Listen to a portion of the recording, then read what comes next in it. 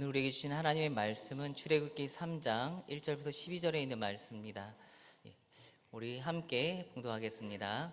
모세가 그의 장인 미디안 제사장 이드로의 양떼를 치더니 그 떼를 광야 서쪽으로 인도하여 하나님의 산 호렙에 이르매 여호와의 사자가 떨기나무 가운데로부터 나오는 불꽃 안에서 그에게 나타나시니라. 그가 보니 떨기나무에 불이 붙었으나 그 떨기나무가 사라지지 아니하는지라. 이에 모세가 이르되 내가 돌이켜 가서 이 큰 광경을 보리라.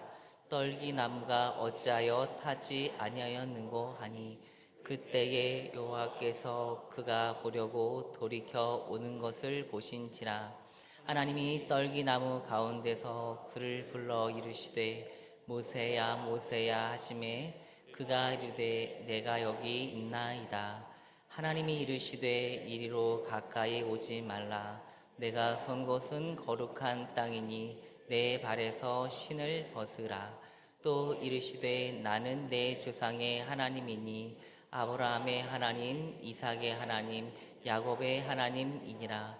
모세가 하나님 배웁기를 두려워하여 얼굴을 가리매 여호와께서 이르시되 내가 애굽에 있는 내 백성의 고통을 분명히 보고 그들이 그들의 감독자로 말미암아 부르짖음을 듣고 그 근심을 알고 내가 내려가서 그들을 애굽인의 손에서 건져내고 그들을 그 땅에서 인도하여 아름답고 광대한 땅, 젖과 꿀이 흐르는 땅, 곧 가나안 족속, 헷 족속, 아모리 족속, 브리스 족속, 휘 족속, 여부스 족속의 지방에 데려가려 하노라. 이제 가라. 이스라엘 자손의 부르짖음이 내게 달하고 애굽 사람이 그들을 괴롭게 이는 학대도 내가 보았으니 이제 내가 너를 바로에게 보내어 너에게 내 백성 이스라엘 자손을 애굽에서 인도하여 내게 하리라. 모세가 하나님께 아뢰되 내가 누구에게 바로에게 가며 이스라엘 자손을 애굽에서 인도하여 내리이까. 하나님이 이르시되 내가 반드시 너와 함께 있으리라. 내가 그 백성을 애굽에서 인도하여 낸 후에 너희가 이 산에서 하나님을 섬기리니 이것이 내가 너를 보낸 증거니라. 아멘. 네, 출애굽기 3장 1절부터 12절 말씀 중심으로 부르시는 하나님, 망설이는 사람이란 제목으로 말씀을 나누도록 하겠습니다. 우리 옆에 있는 분하고 인사하겠습니다. 성령으로 충만합시다. 우리 다시 한번 인사하실 때 복음의 은혜로 사랑을 전합시다. 네, 주일 예배를 통하여 하나님의 은혜와 복을 받으시기를 주님의 이름으로 축원합니다. 오늘 말씀의 1절부터 4절까지의 말씀은요, 하나님이 찾아오신 그 자리에 대한 부분들을 이야기를 합니다. 하나님이 찾아오신 자리. 하나님은 우리가 생각하는 준비된 그 순간에 우리를 부르시는 것이 아니라 전혀 예상하지 못하는 그 순간에 우리를 부르고 계시는 것을 보게 됩니다. 오늘 본문을 보면 모세는 지금 어디에 있습니까? 본문에 보면은 모세는 지금 어디 있죠? 왕궁에 있습니까? 사명의 자리 아닙니다. 그는 광야에 있다는 거예요. 광야에 있는데 하나님이 찾으시는 거죠. 애굽의 왕자로 살던 그가 이제는 미디안에서 양을 치는 목자로 살아가고 있는 것을 보게 되는 겁니다. 어느덧 40년의 세월이 흘러가고 그의 인생은 다시 이렇게 돌이켜 보니까 지금 광야에 있는 나의 모습을 보니까 인생의 삶 가운데 끝난 것 같고, 비교하면 그렇지 않습니까? 왕궁에 있던 자가 지금은 광야에서 양을 치고 있으니 비교해 보면은 이제 내 인생은 끝났구나라고 생각할 수 있는 그런 시기죠. 그런데 그때 하나님께서 어떻게 하셨다고요? 하나님이 찾아오셨다는 겁니다. 그럼 말씀을 볼까요? 출애굽기 3장 1절 말씀 다시 한번 보시면 함께 볼까요? 시작. 모세가 그의 장인 미디안 제사장 이드로의 양떼를 치더니 그 떼를 광야 서쪽으로 인도하여 하나님의 산 호렙의 이름에. 아멘. 모세가 지금 그의 장인 미디안 제사장 이드로의 무엇을요? 양떼를 치고 있다라고 말씀하고 있죠. 그 떼를 광야 서쪽으로 인도해서 어디의 이름에? 하나님의 산 호렙의 이름에라고 말씀하고 있는 것을 보게 되는 겁니다. 여기서 중요한 것은 모세가 하나님을 찾아간 것이 아니라 하나님이 누구를요? 모세를 찾아오셨다는 겁니다. 하나님께서 모세를 어디에 있는? 왕궁에 있는? 광야에 있는 모세를 찾아오셨다는 것을 보게 되는 겁니다. 그럼 출애굽기 3장 2절 말씀 볼까요? 자, 보겠습니다. 시작. 여호와의 사자가 떨기나무 가운데로부터 나오는 불꽃 안에서 그에게 나타나시니라. 그가 보니 떨기나무에 불이 붙었으나 그 떨기나무가 사라지지 아니하는지라. 아멘. 하나님께서 임재함을 이야기하고 있는데요. 바로 모세의 상태는 어떻습니까? 모세는 아까도 말씀을 드렸듯이 광야에 있습니다. 무엇을 치고 있다? 양을 치고 있다라는 거죠. 그럼 광야는 어디입니까? 광야는 어떤 의미를 갖고 있죠?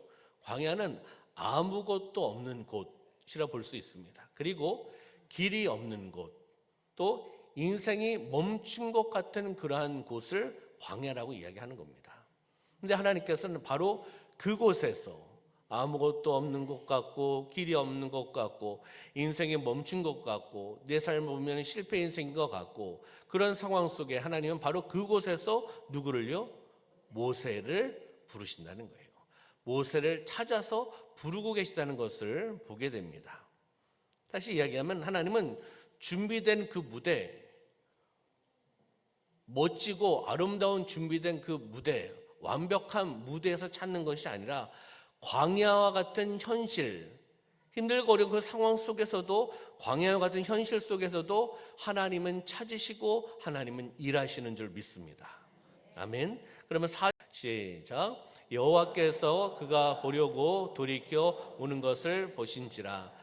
하나님이 떨기나무 가운데서 그를 불러 이르시되 모세야 모세야 하심에 그가 이르되 내가 여기 있나이다. 아멘. 여호와 하나님께서 누구를 부르고 계시는 거죠? 근데 모세를 어떻게 부르고 계십니까? 한번 해보세요. 하나님 그렇게 부르시는 거예요?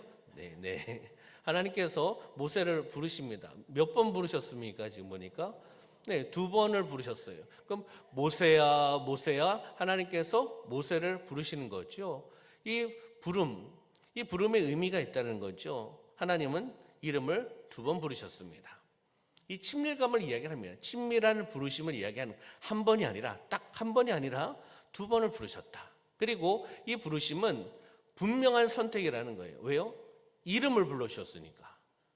만약 저하고 옆에 누가 있는데 그냥 부르신다고 하면은 나를 부르시는지 옆에 있는 사람을 부르시는지 모르잖아요. 근데 하나님께서 이름을 부르셨다는 것은 분명한 선택이고 분명한 부르심이라는 것을 우리에게 알려주시는 거죠.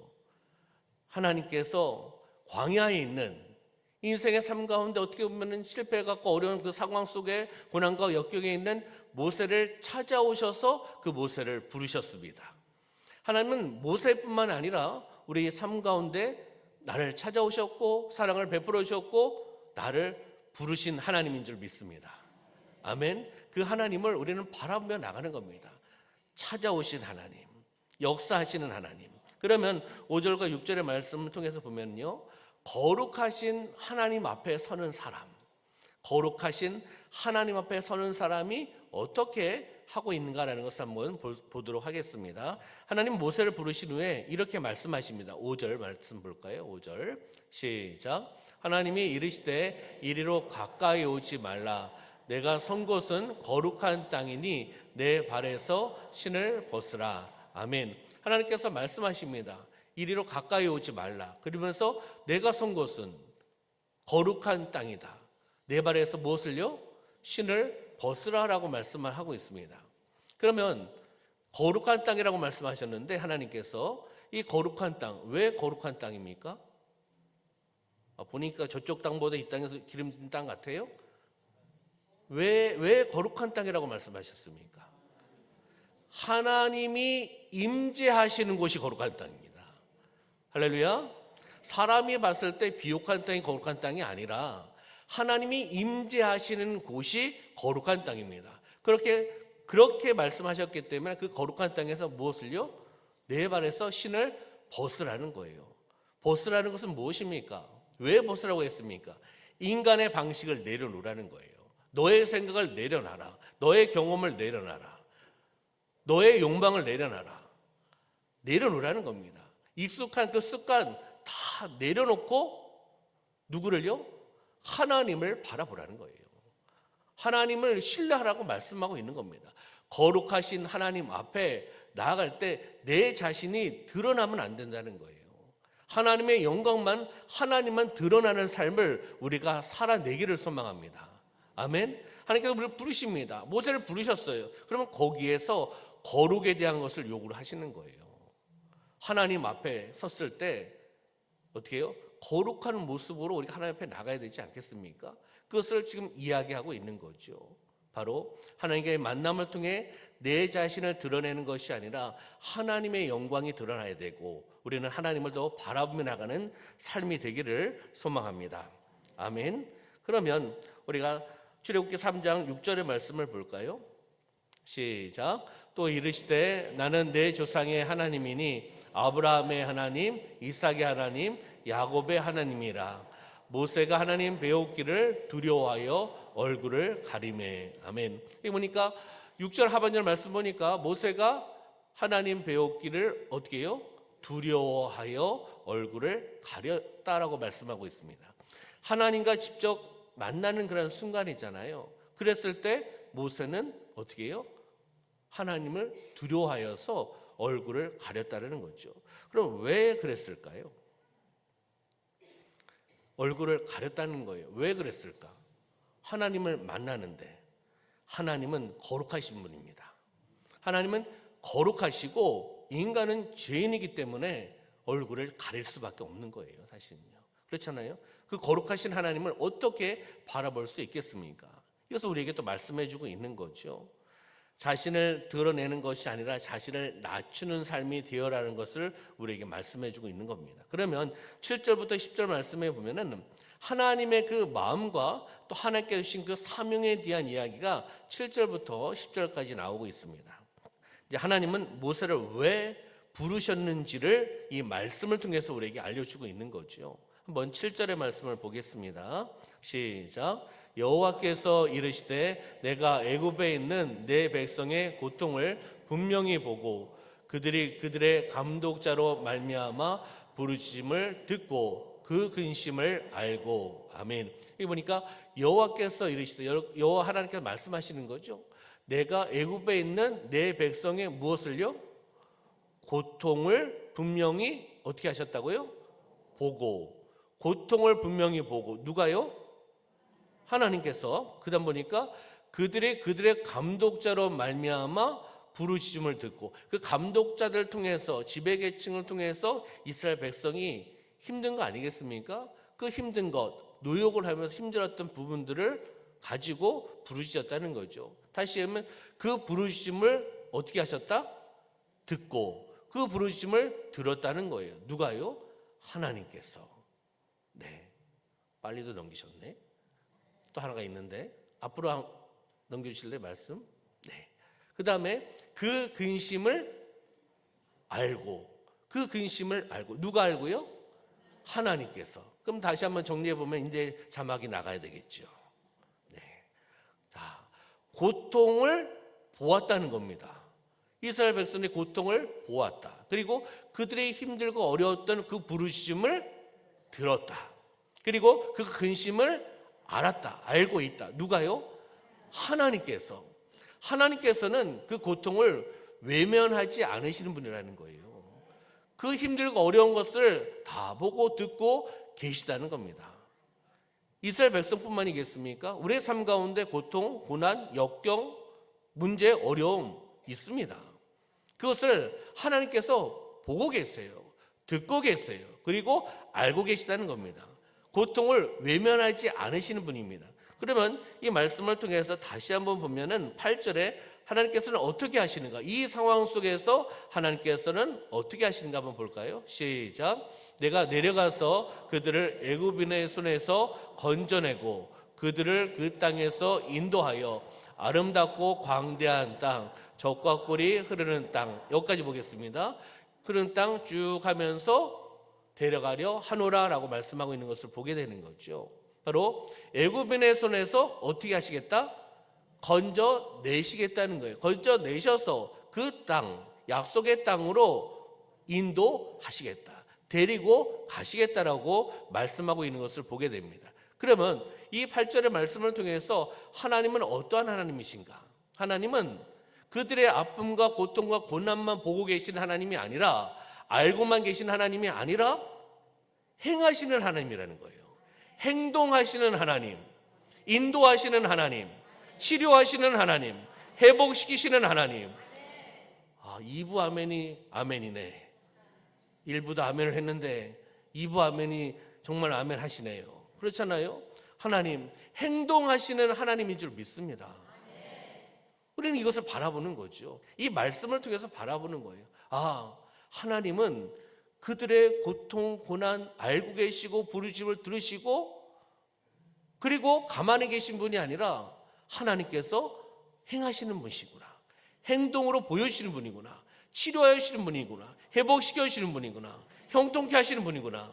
이것을 하나님과 이스라엘 관계 속에서 알고, 이것을 나의 삶 가운데 그 이스라엘 백성의 하나님이 바로 나의 하나님이라는 것을 믿으시며 나가시길 소망합니다. 그래야지 역사가 나타나고, 그래야지 은혜가 있고, 그래야지 기적의 역사가 나타날 줄 믿습니다. 이스라엘 민족의 하나님은 하나님이고 나의 하나님은 다른 하나님이라면 어떤 일이 일어날 수 있겠습니까? 그렇잖아요. 그 하나님을 온전히 바라보시기를 소망합니다. 10절의 말씀 볼까요? 10절 시작. 이제 내가 너를 바로에게 보내어 너에게 내 백성 이스라엘 자손을, 이제 내가 너를 누구에게요? 바로에게 보낸다는 거예요. 누구를 보낸다? 모세를 바로에게 보낸대요. 내가 너를 바로에게 보내어 너에게 내 백성 이스라엘 자손을 어디에서요? 애굽에서 인도하여 내게 하리라. 누가요? 하나님께서 누구를 보냈어요? 모세를 바로에게 보내가지고 하나님이 일하시겠다는 겁니다. 할렐루야. 믿으십니까?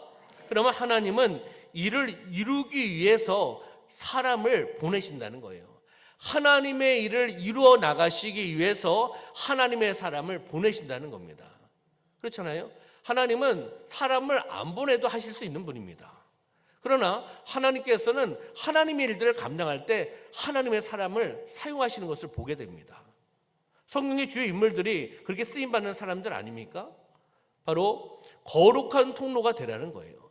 하나님이 말씀하신 것을 통하여 순종하며 나갈 때 모세 그리고 저와 여러분들은 거룩한 통로가 되어야 될 줄 믿습니다. 하나님의 영광의 통로가 되어야 됩니다. 축복의 통로가 되어야 된다는 것이죠. 바로 하나님 위대한 일을 이루어 나가시기 위해서는 언제나 하나님의 사람을 통해서 이루셨다는 겁니다.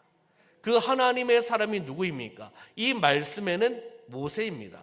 그렇잖아요. 그럼 이 시대 여러분의 가정에서는 누구입니까? 대답이 없으시네. 너무 겸손하셔가지고 한번 따라해 볼까요? 하나님의 사람은 바로 저입니다. 아멘. 하나님의 사람 바로 여러분들인 줄 믿습니다. 아멘. 우리가 그렇게 믿음으로 고백하시기를 소망합니다. 그러면 11절과 12절의 말씀에 보면요, 이제 망설이는 모세. 왜 망설일까? 하나님이 말씀하시는데 모세가 망설여요. 그리고 그 망설이고 있는 모세에게 하나님께서 답을 주십니다. 하나님의 답은 오답입니까? 정답입니까? 정답을 주시는 거예요. 한번 볼까요? 말씀에 11절 말씀 볼까요? 시작. 모세가 하나님께 아뢰되 내가 누구이기에 바로에게 가며 이스라엘 자손을 애굽에서 인도하여 내리까? 아멘. 지금 누가 누구에게요? 모세가 하나님께 아뢰고 말씀 드리는 거잖아요. 그러면서 내가 누구이기에 그 내용을 잘 모른다 하더라도 지금 어떻게 이야기하고 있는지를 한번 보세요. 내가 누구에게 바로에게 가며 이스라엘 자손을 애굽에서 인도하여 내리까? 하겠다는 거예요? 안 하겠다는 거예요? 가겠다는 거예요? 안 가겠다는 거예요? 느낌이요, 분위기가, 내용을 전혀 모른다 하더라도 이 그냥 이야기 대화를 통해서 한번 보세요. 내가 누구에게 바로에게 가며 이스라엘 자손을 애굽에서 인도하여 내리까? 내가 인도할 수 있겠다는 거예요? 못 인도하겠다는 겁니까?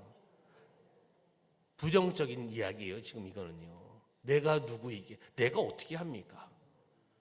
내가 도망자고, 내가 실패자고, 내가 자격이 없고, 내 삶은 이런 삶이었는데 평범하고 무지한 삶인데 내가 어떻게 바로에게 가서 이 일들을 감당할 수 있겠습니까? 라는 것을 이야기하는 거예요. 겸손한 모습인 것 같은데 사실은 겸손한 모습은 아니죠.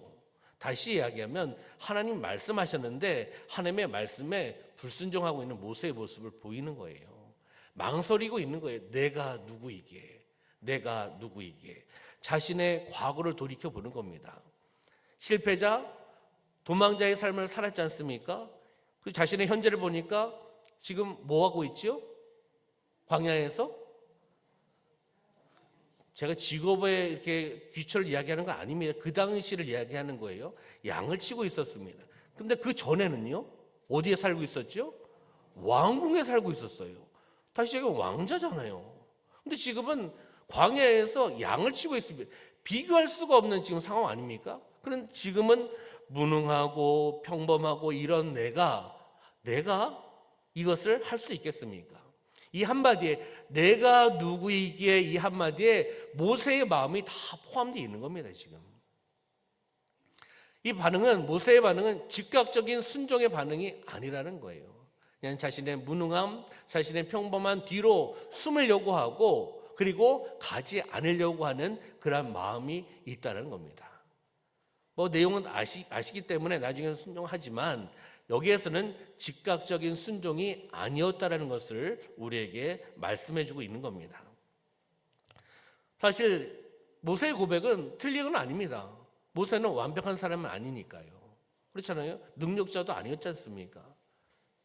부족한 사람이었습니다. 그런데 문제는 이거라는 거죠. 문제는 하나님이 보시는 나와 하나님께서 모세를 보셨을 때와 모세 자신을 보았을 때의 시선 차이가 있다는 것을 우리에게 말씀해 주고 있는 겁니다.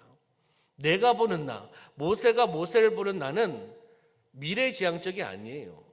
과거 중심입니다. 과거의 실패, 과거의 도망, 이것을 이야기하잖아요.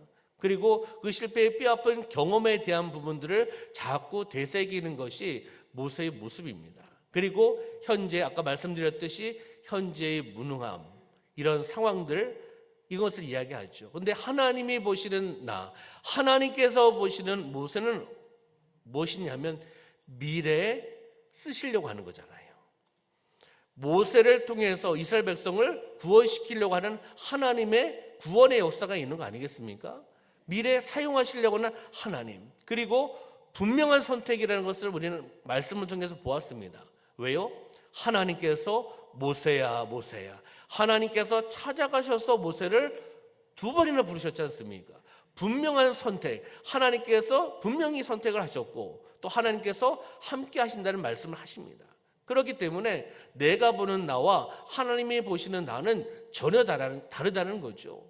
우리는 자꾸 과거로 돌아가면 안 됩니다. 과거의 실패, 과거의 어려움, 과거의 고난을 가지고 그것을 지금 또 고난인 것처럼 생각하고 그것을 가지고 내 자신이 자포자기하면 안 된다는 겁니다. 하나님은 우리를 부르셔서 지금도 사용하시지만 미래에 사용하실 줄 믿습니다. 왜요? 하나님이 부르셨으니까. 하나님의 부르신 사명이 있기 때문에 우리는 어떻게 해야 되죠? 순종하면 됩니다. 하나님의 말씀에 순종하면 됩니다. 하나님 말씀하신 대로 가라 하면 어떻게 해야 됩니까? 가고, 서라 하면 서고, 오라 하면 오고, 기도하라 하면 기도하고, 그렇잖아요. 전도하라 하면 전도하고, 선교하라 하면 선교하고, 헌신하라 하면 헌신하고. 얼마나 쉬워요. 하나님께 말씀하신 대로 우리는 따라가면 된다는 거예요. 하나님 함께 하시는 줄 믿습니다. 아멘. 제가 어제 토요일 날 순천에 갔다 왔습니다.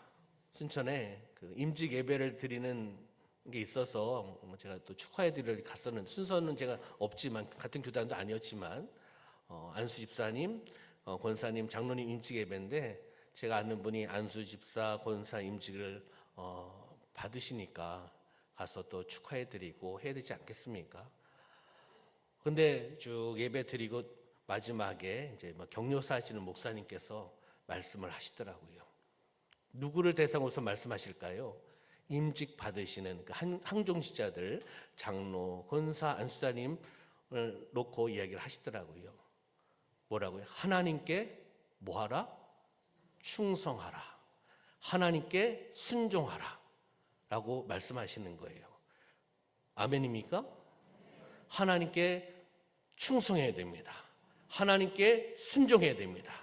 하나님의 말씀대로 순종해야 됩니다. 그리고 나중에가 아니라 곧 즉시 바로 순종해야 됩니다. 그리고 언제까지요? 끝까지 순종해야 됩니다. 임직 받을 때는 아멘하고 순종하겠습니다. 근데 임직 받고 나서 이제 임직 받았어, 장로 됐어, 안수집사 됐어, 권사 됐어, 이제는 마음이 바뀌어. 이러면 안 된다는 거죠. 목사님 그러시더라고요. 끝까지 순종하십시오. 끝까지 충성하십시오. 하나님의 영광을 위해서. 그리고 은퇴 후에도 장로입니다. 은퇴 후에도 안수집사입니다. 은퇴 후에도 권사입니다. 이게 항종지자 대상이니까요. 은퇴 후에도 장로님으로 안 부릅니까? 은퇴 후에는 권사님으로 불러요? 안수집사님 불러요? 집사를 불러요? 아니잖아요. 그 얘기를 하시는 거예요. 은퇴 후에도 장로님이고, 은퇴 후에도 권사님이고, 은퇴 후에도 하지 않겠습니까? 1번 임직 대상자. 두 번째는 임직을 축하러 오시고 함께 영광 올려드려 오셨던 축하객들, 함께 했던 성도님들 대상으로 이야기를 하시더라고요. 여기에 계시는 임직 받으시는 분만 충성하는 것이 아니라, 여기에 하나님 앞에 영광 올려드려 예배드리고 축하하러 오신 모든 성도님들은 끝까지 충성하셔야 됩니다. 끝까지 순종하셔야 됩니다. 이것이 우리가 해야 될 하나님께서 주신 사명입니다 라고 그분께서 말씀하셨습니다. 목사님께서. 우리 그렇게 해야 될 줄 믿습니다. 끝까지, 하나님을 부르시는 그날까지, 우리가 이 땅을 떠나는 그날까지 충성하며 순종하며 나가는 삶이 되시기를 소망합니다. 그럼 3장 12절 말씀 한번 볼까요? 3장 12절 시작. 하나님이 이르시되 내가 반드시 너와 함께 있으리라. 내가 그 백성을 애굽에서 인도하여 낸 후에 너희가 이 산에서 하나님을 섬기리니 이것이 내가 너를 보낸 증거니라. 아멘. 12절 앞에 보니까 하나님이 말씀하십니다. 내가 반드시 누구와요? 너와 함께 있으리라. 하나님이 반드시 너와 함께 있다는 거예요. 모세와 함께 있다. 하나님이 나와 함께 있다고 말씀하고 있는 것입니다. 혼자 가는 게 아니잖아요. 가라 하시면 가는 거고요. 그 가는 과정 속에 또 그곳에 하나님이 반드시 함께 계시다라고 말씀하고 있는 겁니다. 내가 너를 보낸 증거를 또 이야기하고 계시는 것을 보게 되는 거죠. 바로 내가 반드시 너와 함께 있으리라. 하나님이 말씀하셨습니다. 이것이 하나님의 핵심이고 하나님의 정답입니다. 하나님은 나와 함께 하시는 분입니다. 동행하시는 분입니다. 역사하시는 분입니다. 일하시는 분입니다. 살아계신 분입니다. 그 하나님을 우리는 바라보며 나가시기를 주님의 이름으로 축원합니다. 내가 누구냐 보다 내가 누구와 함께 하느냐가 중요하다는 거예요. 내가 누구냐? 아까 내가 누구냐? 내가 누구이기에? 라고 모세는 질문하면서 본인의 마음을 토로했잖아요. 그게 중요한 것이 아니라 나의 연약함, 나의 어려움, 이것이 중요한 것이 아니라 내가 누구와 함께 하느냐.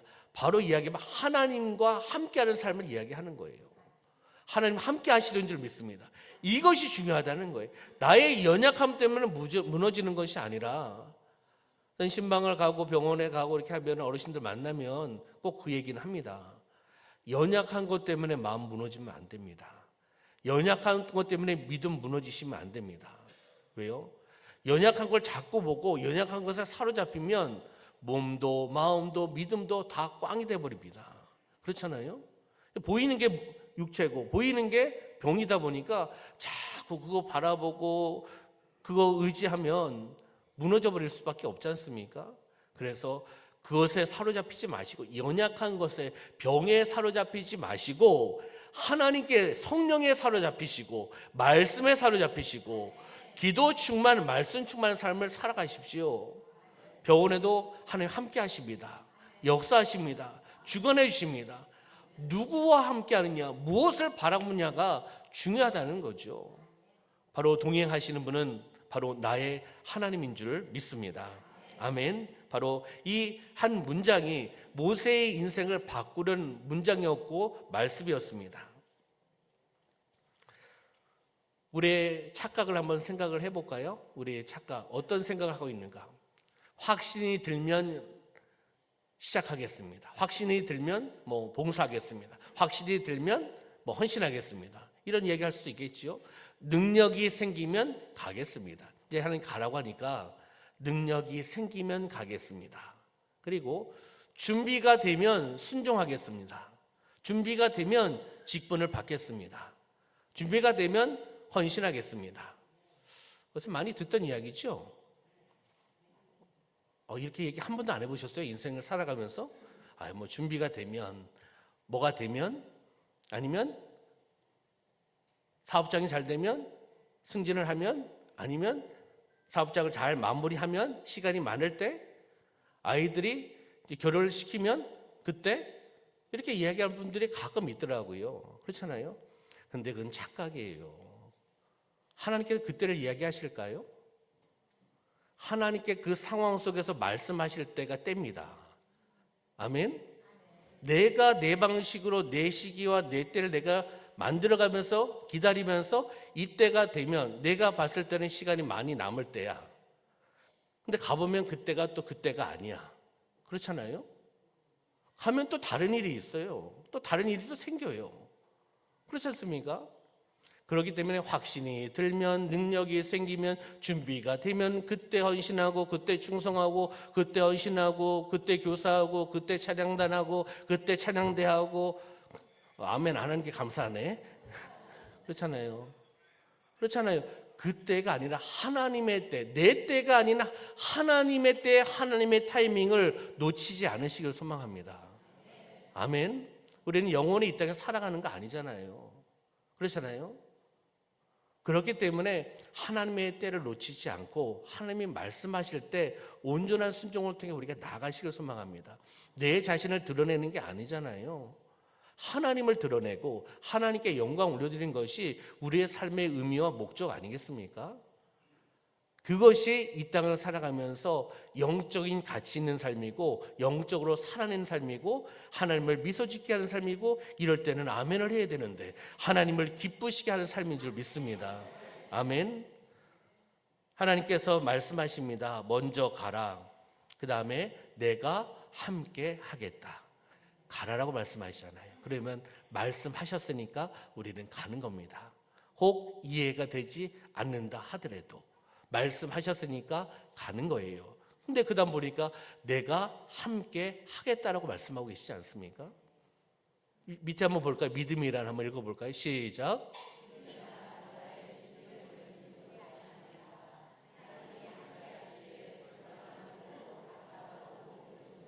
아멘. 하나님이 함께 하시기에 불가능한 일도 가능하다고 믿는 것이 믿음이라는 겁니다. 나의 준비됨을 믿는 것에 좌우되는 것이 아니라 불가능한 일이라 할지라도 하나님이 함께 하시면 불가능한 일을 가능케 하시는 하나님. 그 하나님이 바로 우리 하나님, 우리 중앙교회 하나님, 나의 하나님인 줄 믿습니다. 그러면 12절의 말씀 다시 한번 뒤에 보시면요. 내가 그 백성을 애굽에서 인도하여 낸 후에 너희가 이스라엘에서 하나님을 섬기리니라고 말씀하고 있는 것을 보게 됩니다. 다시 이야기하면 하나님께서 분명한 표징을 보여주시는 거예요. 말씀을 하시는 거예요.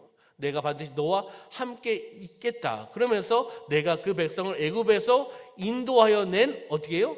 인도하여 낸 후에 너희가 이 산에서 하나님을 섬기리니 이것이 내가 너를 보낸 증거다라고 명확하게 분명하게 표징으로 하나님께서 약속의 말씀을 지금 하고 계시는 줄 믿습니다. 아멘. 말씀을 정리하도록 하겠습니다. 우리는 순종의 한 걸음으로 나가야 됩니다. 많은 걸음을 내디디려고 하지 마시고 우리는 한 걸음 한 걸음 나가는 거예요. 그 한 걸음이 순종의 한 걸음이 되어야 됩니다. 말씀을 통해서 정리해 보면 5가지를 우리가 볼 수가 있습니다. 하나님은 우리가 있는 자리에서 우리를 어떻게 하신다? 부르신다. 우리가 있는 그 자리, 광야 같은 그 자리, 나의 삶의 현장에서 부르신다. 두 번째는 그 부르심은 거룩과 경외를 요구하신다는 거예요. 하나님을 바라보고 하나님을 드러내고 하나님 앞에 영광 올려드린 것을 요구하고 계시다는 거죠. 세 번째는 하나님은 고통 가운데 있는 자를 위해 뭐 하신다? 일하신다. 고통 가운데 있는 자, 알고 가만히 계신 분이 아니라 알고 행하시는 분이다. 네 번째는 그 일은 누구를 통해? 사람을 통해, 하나님의 사람을 통해 하나님께서 이루어 가신다는 겁니다. 마지막 5번째는요, 우리의 부족함보다 하나님의 함께 하심이 더 중요하다. 하나님의 함께 하심이 가장 중요한 겁니다. 이것을 우리에게 말씀하고 계십니다. 우리는 순종의 한 걸음 한 걸음 나아가시기를 주님의 이름으로 축원합니다. 맨 끝에 PPT 하나 보여주시면요, 이것이 또 마무리죠. 기적을 시작하는 순종의 한 걸음이라는 거예요. 순종의 한 걸음을 내디디면 하나님께서 일하시고 역사하여 주셔서 기적을 체험할 수 있다는 거죠. 우리는 기적에 초점을 맞추면 안 됩니다. 열매에 초점을 맞추면 안 돼요. 치료에 초점을 맞추는 것이 아니라 순종의 한 걸음에 초점을 맞춰야 됩니다. 하나님 말씀하셨기에 순종합니다. 하나님 그 말입니다. 하나님 말씀하셨기에 곧 바로 즉시 끝까지 순종합니다. 믿음의 한 걸음을 내디디며 나아갔을 때 하나님께서는 일하시고 역사해 주셔서 기적을 경험케 하실 줄 믿습니다. 그 기적이 과실일 수도 있고, 그 기적이 회복일 수도 있고, 그 기적이 치료일 수도 있고, 그 기적이 형통일 수도 있습니다. 그 기적이 묶인 것들이 풀려나가는 역사일 수도 있습니다. 그 기적을 체험하시길 소망합니다. 어디에서요? 삶의 현장 속에서 하나님의 임하심과 역사하심을 통하여 우리가 약속의 말씀을 붙잡고 오늘 작고 온전한 한 걸음을 내디디며 나갈 때 하나님 일하고 역사하여 주실 줄 믿습니다. 기도하겠습니다. 참으로 좋으신 하나님 아버지, 우리를 부르시는 하나님의 음성을 듣게 하여 주심을 감사합니다. 우리는 여전히 부족하고 여전히 두려움 가운데 있는 것 같습니다. 그렇지만은 하나님 부르심 앞에서 망설이지 않게 하여 주시옵소서. 내가 너와 함께 있으라고 하셨던 하나님의 약속의 말씀을 의지하며 나아가게 하여 주시옵소서. 나의 시선이 아닌 하나님의 시선을 바라보고 하나님의 인도하심에 따라 믿음의 작은 한 걸음 한 걸음을 내디디며 나아가게 하여 주시옵소서. 망설임은 떠나가게 하여 주시고 순종으로 나아가게 하여 주시옵소서. 말씀하신 대로 곧 바로 즉시 끝까지 순종하며 하나님의 뜻을 이루어나가고 하나님의 영광만이 나타나는 삶이 되어나갈 수 있도록 역사하여 주시옵소서. 하나님 감사드리며 예수님의 이름으로 기도드리옵나이다. 아멘.